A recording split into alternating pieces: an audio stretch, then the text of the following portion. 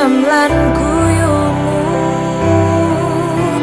kinambaring batin tan bisa nglaleke yekti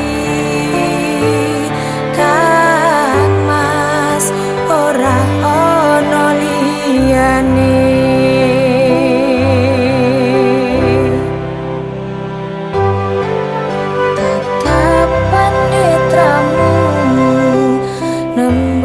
Ing atiku agawe aku mung mikirne sliramu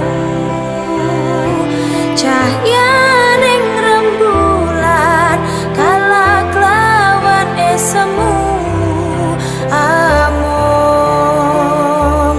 Kang Mas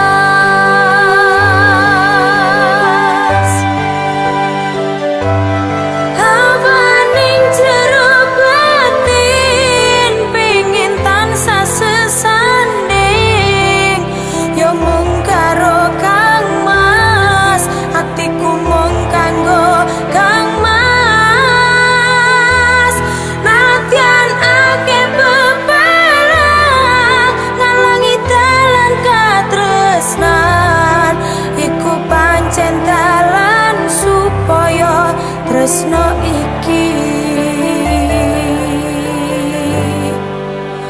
bakal kasembatan.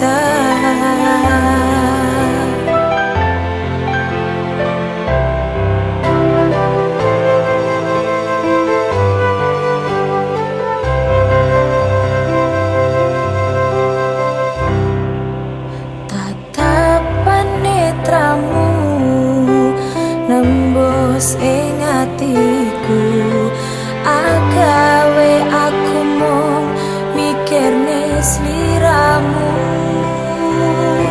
cahyaning rembulan kala klawan esemu amung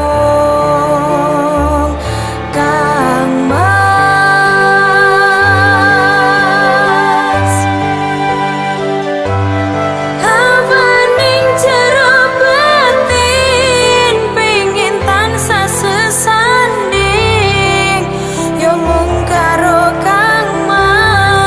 atiku mung kanggo Kang Mas nadyan akeh bebalang ngalangi dalan katresnan iku pancen dalan supaya tresno iki bakal kasembatan.